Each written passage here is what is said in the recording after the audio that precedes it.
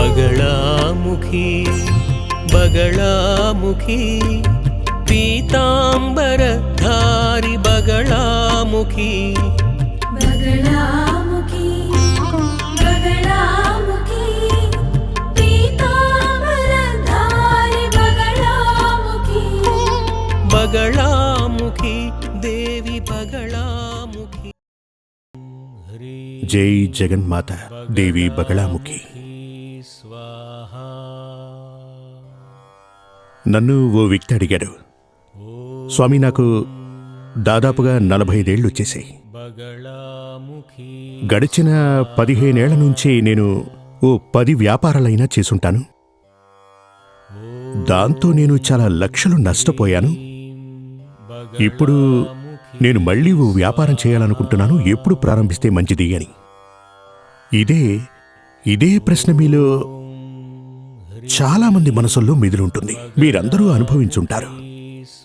అలాంటప్పుడు మీరేం చేయాలంటే ఒక జ్యోతిష్యుడి దగ్గరికి వెళ్ళి నేనిప్పుడు ఏ వ్యాపారం చేస్తే మంచిదని కాదు అడగవలసింది, నాకసలు ఎందుకు ఇలా అవుతోంది అని అడిగితే మంచిది. అందుకు ఆ జ్యోతిష్కుడు శాస్త్రం తెలిసిన వాడైతే వెంటనే మీతో అంటాడు, నీ జాతకాన్ని తీసుకురా అని. అర్థమైందా?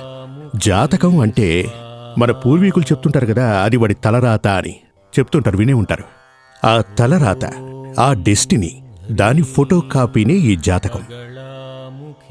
మీ పుట్టిన తేదీ కరెక్ట్గా చెప్పి శాస్త్రం తెలిసిన వాడికి గనక ఇచ్చి అతనితో రాయించుకుంటే గనక అదే మీ తలరాత అవుతుంది, అదే మీ డెస్టినీ కూడా అవుతుంది. ఆ తలరాత ఆధారంగా ముందుగా వ్యాపారం చేసే యోగం మీకు ఉందో లేదో తెలుసుకోవాలి. కొంతమంది అయితే చాలా బాగుంటారు. నేనే నాకు అనుభవమైన ఒక వ్యక్తి గురించి చెప్తాను. దాదాపు 6 లక్షల రూపాయలకి అతను దుబాయ్లో ఓ ఉద్యోగం చేస్తున్నాడు. బ్రతుకు చాలా గొప్పగా ఉండేది అతనికి. ఒకరోజు తన సొంత ఊరొచ్చారు. చాలా కాలం తర్వాత తన సొంత ఊరికొచ్చారు. ఊరికొచ్చాక తన కుటుంబ సభ్యులతోటి చుట్టుపక్కలున్న దేవాలయాలని సందర్శించాలనుకున్నాడు. ఆ ఉద్దేశంతో చోటానిక్కడికి వెళ్ళాడు. ఎందుకు కేరళకే వెళ్ళాడనుకోండి. అలా వెళ్ళిన తరువాత ఎవరో చెప్పారట, ఇక్కడ ఫేమస్ అయిన ఒక జ్యోతిష్కుడు ఉన్నారు అని. కేరళలో ఎక్కడా అని చెప్పలేను గాని అక్కడికి వెళ్ళి ఈయన తన జాతకం చూపించాడు. అప్పుడు ఆ జ్యోతిష్కుడు ఇతనికి చెప్పాడు, నువ్వు ఏం చేస్తుంటావు అది అడిగిన తరువాత నువ్వు ఎందుకు వ్యాపార రంగంలోకి రాలేదు అని అడిగాడు. ఒకవేళ నువ్వు వ్యాపార రంగంలోకి వస్తే నువ్వు మరొక అంబానీ అవుతావు అని ఆయనకి చెప్పడం జరిగిందట. అలాగా ఈయన మనసులో ఏదో తెలియని ఆలోచన, ఏమంటారు దాన్ని, ఆకాంక్ష చిగురించింది. అవును, నువ్వు ఈ రంగానికి వచ్చుండాలి. ఈ వ్యక్తి ఏం చేశాడంటే త్వరగా తన ఊరికి వెళ్ళి, అంటే దుబాయ్కి వెళ్ళి ఉద్యోగానికి స్వస్తి చెప్పాడు. అప్పట్లో అతనికి 4-5 కోట్ల ఆస్తుండేది. దాంతో మంచి వ్యాపారం ప్రారంభించాడు. ఇక నేను చెప్పదలుచుకుంది ఏంటంటే, ఆ వ్యక్తి యొక్క సతీమణి అంటే భార్య ఒకరోజు నా దగ్గరికి వచ్చారు. పాపం నాతో ఏడుస్తూ ఆవిడ ఏం చెప్పారంటే, నా భర్త ఎక్కడున్నాడేంటో తెలియటం లేదు స్వామి అని. కొంతకాలంగా ఆయన మాకు కనపడ్డం లేదు, చాలా బాధల్లో ఉన్నాను అని. అప్పుడు ఆవిడికి చెప్పి ఆయన జాతకం తెప్పించుకుని జాతకాన్ని చూశాను. ఒక్క మాట అడిగాను, ఇప్పుడు ఈయన జైల్లో ఉన్నారా లేక అధికారిగా ఉన్నారా అమ్మా అని. అప్పుడే ఆవిడ కన్నీళ్లవి తుడుచుకుంటూ, ఆయన ఎక్కడున్నారో మాకు తెలియదు స్వామి అంది. నేను ఇదివరకే మీకు చెప్పానుగా, ఇదివరకు ఒక జాతకాన్ని చూసి ఒక పురోహితుడు ఇలా అన్నాడు, కేరళకు వెళ్ళి చూపించి మేము వ్యాపారం ప్రారంభించాం. 2 సంవత్సరాల్లో ఉన్నదంతా పోయింది, ఉన్న 5 కోట్లు పోయింది, 10 కోట్లు అప్పు కూడా అయింది అంది. పసుపు తాడు కూడా ఆమె మెళ్ళో కనపడ్డం లేదు. గమనించారా? రాజయోగంలో ఉన్న ఒకతను పరమ దరిద్రుడిగా మారటానికి కారణం ఎవరు? ఆ జ్యోతిష్కుడే కదూ. అప్పుడు శాస్త్రం గురించి సరిగ్గా తెలియని వాడి దగ్గరికి వెళ్ళటమే తప్పు.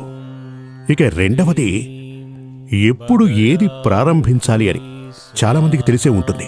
చాలా పెద్ద స్థాయిలో కనపడుతుంటారు.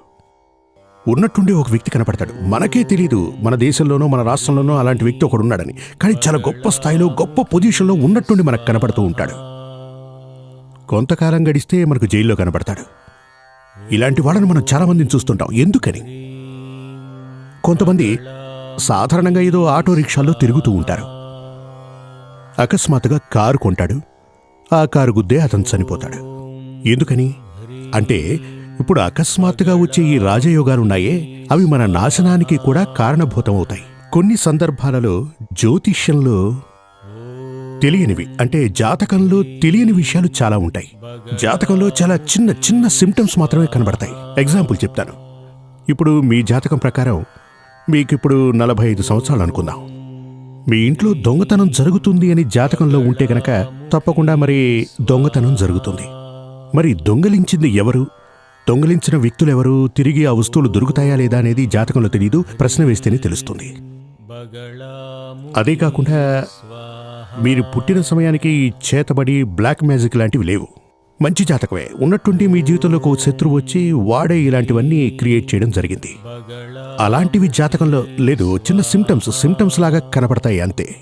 చిన్న సిమ్టమ్స్ కనబడుతూ ఉంటాయి. వాటి ద్వారా మనం తెలుసుకోవచ్చు. కానీ కన్ఫర్మ్ చేయాలి అంటే మాత్రం ప్రశ్న ద్వారానే తెలుసుకోవాలి. అది ఎలా అంటే, మీరు ఒక డాక్టర్ దగ్గరికి వెళ్ళారు. డాక్టర్తో మీరు అంటారు, నేను ఏమి తిన్నా కడుపు చాలా నొప్పిగా ఉంది డాక్టర్. తినకపోయినా అదే సమస్య వస్తోంది.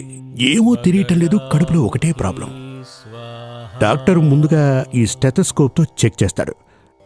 ఆ తరువాత ఈ ఎక్స్రే లాంటివి తీసుకురండి అని మీతో చెప్తాడు. అప్పుడే మనం కడుపులో రాయి ఉందా, చీలుందా, ఓ గుండు సూదుందా తెలుసుకోవాలంటే ఎక్స్రే తప్పక తీయించాలి. అలాంటిదే ఈ ప్రశ్న. అంటే మీరు వివరంగా చెప్పాలి అంటే మీ తలరాతను తీసుకెళ్లి ఇవ్వవలసిన వారు, అంటే మీ జాతకాన్ని తీసుకెళ్లి ఇవ్వవలసిన వారు. దీని ద్వారా ఏం జరుగుతుందంటే మీకున్న ప్రాబ్లంని చూసి తెలుసుకొని ఇదే మీకున్న సమస్య అని చెప్పాలి. దాని గురించి మీకు వివరంగా చెప్పాలంటే శాస్త్రం అవపోసన పట్టినవాడై ఉండాలి. అలాగే ఈ ప్రశ్నా జాతకం కూడా తెలిసిన వాడై ఉండాలి. ఈ ప్రశ్నా జాతకము అలాగే ప్లానిటరీ పొజిషన్, ఈ గ్రహ సంచారం అది ఉంటుంది కదా, ఈ రెండింటినీ కలిపి క్షుణ్ణంగా పరిశీలించినట్లయితే తప్పకుండా 100% మీ జీవితంలో ఒక్కొక్క రోజు ఏం జరుగుతుందో ఏంటో తప్పకుండా చెప్పగలం. లేదంటే అది తప్పుడు జాతకం అవుతుంది. కాకపోతే మీరు కాస్త సహనం వహించాలి. పైగా మీకు చాలా నమ్మకం ఉండాలి. కొంతమంది ఎలాగంటే, ఇతను ఏం చెప్తాడేంటో చూద్దాం, అలాంటి అపనమ్మకాలు పెట్టుకుని వెళ్ళకూడదు. అహం పనికిరాదు. భగవంతుడా, నా జీవితంలో మంచో చెడో ఏం జరుగుతుందో ఏంటో అది నాకు ఇక్కడే తెలియాలి అని దైవ ప్రార్థన చేసుకుంటూ వెళ్ళి జ్యోతిష్కుణ్ణి కలవాలి. ఏంటంటే ఈ శాస్త్రానికంటే ఇది కూడా ఓ లెక్కతోటి చేస్తారు. ఇప్పుడు కొంతమంది దేవుడు వచ్చినట్టు ఊగుతారు. మీరు చూసుంటారుగా, పూనకంతో ఊగిపోతూ ఉంటారు. అలాంటివి చెప్తూ ఉంటారు. అవి శాస్త్రానికి రిలేటెడ్ కాదు. అది ఒక రకమైన భావన. అది ఎలా ఉంటుందంటే మనం అక్కడికి వెళ్ళక్కర్లేదు. వారికి శాస్త్రం మీద అవగాహన ఉండదు. వాళ్ళు మరొకరికి ఎలాగూ చెప్పలేరు. అదేవిధంగా కంప్యూటర్ జాతకాలని చెప్తూ ఉంటారు కదా, అందులో కూడా 100% శాస్త్రాలు, విధులు ఏముండవు. కానీ ఇందులో మాత్రం, అంటే జ్యోతిష్యంలో మాత్రం 100% శాస్త్రం ఉండాలి. అందులో ఎటువంటి మార్పు ఉండదు. ఇప్పుడు మీ అందరికీ అర్థమయ్యేలా ఓ విషయం చెప్తాను. లోక కళ్యాణ యోగా దినం అని ఉండేది కదా, ఈ మధ్య మన నరేంద్ర మోడీ ప్రైమ్ మినిస్టర్ అయిన తరువాత అది ప్రాచుర్యంలోకి వచ్చింది. ఈ యోగ శాస్త్రం అనేది 2 విధాలుగా ఉంటుంది. ఒకటి ఆత్మపరం, రెండవది ఈ ఫిజికల్ సైడ్, అంటే శారీరక సంబంధమైనది, శరీరానికి సంబంధించింది. శారీరక సంబంధమైనది ఉంటుంది, అలాగే ఆత్మపరంగా సంబంధించిన యోగా కూడా ఉంటుంది. దాన్ని ధ్యానం అంటాం. దానివల్ల మనకి ప్రశాంతత లభిస్తుంది. దీనికి గవర్నమెంట్ అనుమతి కూడా లభించింది. కానీ దీన్ని కనిపెట్టిన వారు ఋషీశ్వరుడు. మన వేదశాస్త్రాలు అధ్యయనం చేసిన ఋషీశ్వరులు. అదేవిధంగా పూర్వకాలంలో మన ఋషీశ్వరులు దీనితో పాటు జ్యోతిష్యాన్ని కనుగొన్నారు. ఇక కొంతకాలం గడిచిందంటే తప్పకుండా ఈ జ్యోతిష్ శాస్త్రము లోకాంగీకారం పొందే శాస్త్రమవుతుంది. ఇందులో సందేహం లేదు. దోషాల నుండి విముక్తిని పొందే మార్గాలు, ఉపశమనాలు కూడా జ్యోతిష్యంలో ఉన్నాయి. ఎప్పుడు ఆ దోషం వస్తుంది? ఒక దోషం ఎప్పుడు వస్తుంది చూడండి. ఇప్పుడు శనిదశాకాలం అని భయపడాల్సిన అవసరం లేదు. మీరు క్లాక్ చూసుంటారు కదా, గడియారం గుండ్రంగా ఉంటుంది. ఆ గడియారం గంట ఎప్పుడు కొడుతుంది? ఇప్పుడు 12 అయిందంటే 12 అయినప్పుడు 2 ముళ్ళు ఒక్కటిగా చేరినప్పుడే టంగ్ అని గంట కొడుతుంది కదా. ఆ తరువాత 12, 5, 12, 10, 12, 15 అయిందని 12ను చేర్చే మనం టైం చెప్తూ ఉంటాం. 12:15 అయింది, 12:30 అయింది, 12:30 అయిందని ఇలా చెప్తూ ఉంటాం కదా. అదే విధంగా సర్వదా సంచరిస్తూ ఉంటాయి ఈ గ్రహాలన్నీ కూడా. 12 రాసుల ప్రకారం ఈ గ్రహాలన్నీ కూడా ఇలా సంచరిస్తూ ఉంటాయి. ఆగనే ఆగవు, తిరుగుతూ ఉంటాయి. ఈ క్లాక్లో వాచ్లో తిరుగుతుంటాయే, నీడిల్స్ లాగా, సూదుల్లాగా, గడియారంలోని ముళ్ళులా ఎప్పుడు ఇలా తిరుగుతూనే ఉంటాయి. 24 అవర్స్ తిరుగుతూనే ఉంటాయి.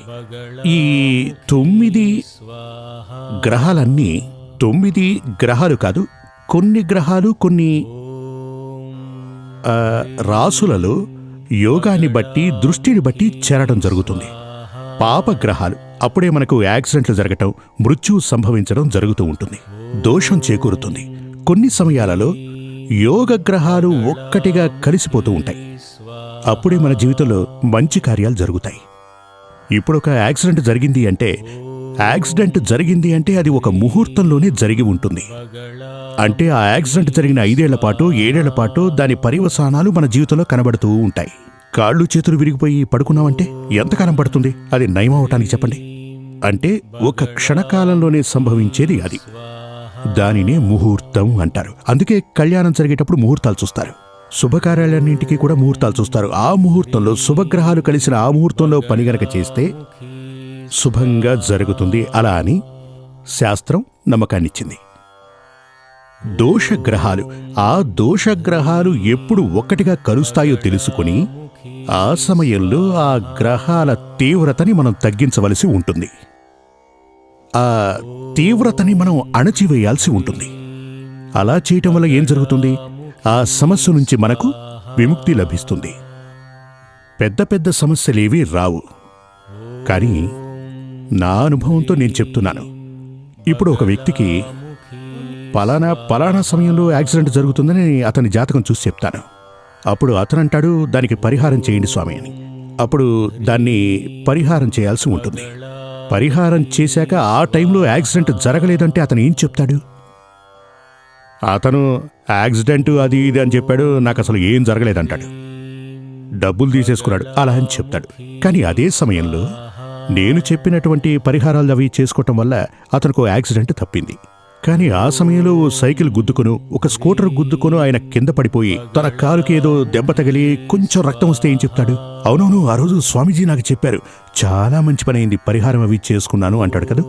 దాని కారణంగా అతనిలో నమ్మకం పెరిగింది అని అర్థం. నా అనుభవం ఏంటంటే, జాతకంలో పెద్ద దోషం ఉంది అంటే దాన్ని తప్పించుకోవడం సాధ్యం కాదు. కానీ అది మనల్ని బాధ పెట్టకుండా అందులోంచి మనం విముక్తిని పొందొచ్చు. ఫర్ ఎగ్జాంపుల్, మీరిక్కడి నుంచి బయలుదేరి మీ ఇంటికి వెళుతున్నారనుకోండి. భయంకరంగా వర్షం వస్తోంది. వర్షాన్ని ఆపటం నా వల్ల కాదు, కానీ మీకో గొడుగివ్వగలను కదా. గొడుగు పట్టుకుని మీరు వెళుతుంటే తప్పకుండా కాళ్ళు చేతిలో కొంచెం తడుస్తాయి, కానీ మొత్తంగా తడవరు కదూ. అదే పరిహారం అంటే. అందుకని మీరు తెలిసిన వారి దగ్గరికే వెళ్ళండి. దానివల్ల తప్పకుండా మీకు అభీష్ట సిద్ధి జరుగుతుంది, మీకు అతనిపై నమ్మకము పెరుగుతుంది.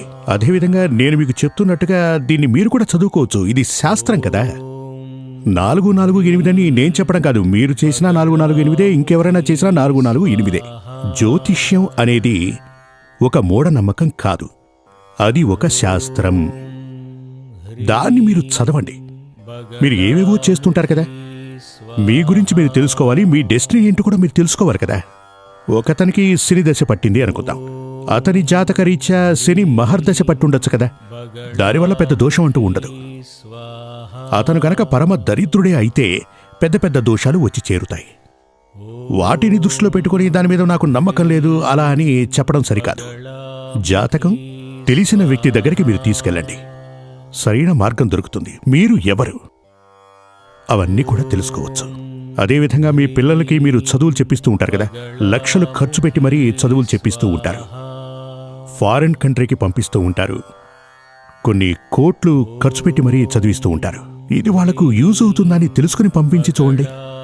అందరికీ నా కొడుకు డాక్టర్ కావాలి, నా కొడుకు ఇంజనీర్ కావాలి అని ఆశలు చాలా ఉంటాయి. కానీ ఆ యోగం అతని జాతకంలో ఉందో లేదో తెలుసుకోవాలి.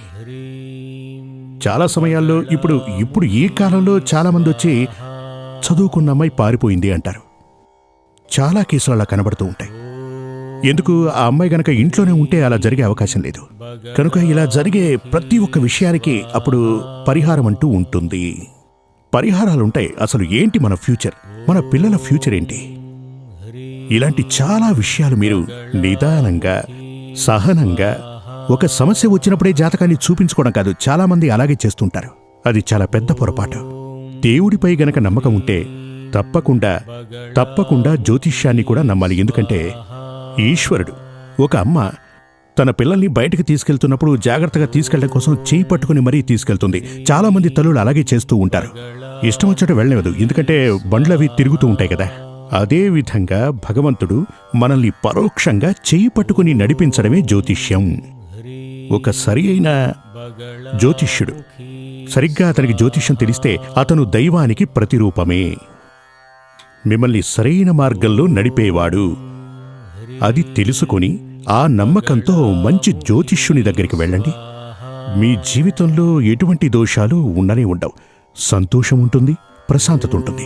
జై జగన్మాత బగళాముఖీదేవి. ఓం హ్రీం బగళాముఖీ వరదే సర్వ సౌభాగ్యప్రదాయిని సమస్త భక్తానాం సర్వాభీష్టం సాధయ సాధయ హ్రీం ఓం స్వా. శ్రీ సూర్యమంగళం అద్వైత వేద విద్యాపీఠంలో తాంత్రిక పూజల్లో సిద్ధహస్తులైన ఎందరో ఆచార్యులు అమావాస్య, పౌర్ణమి రోజుల్లో ప్రత్యేక యాగాలు నిర్వహిస్తారు.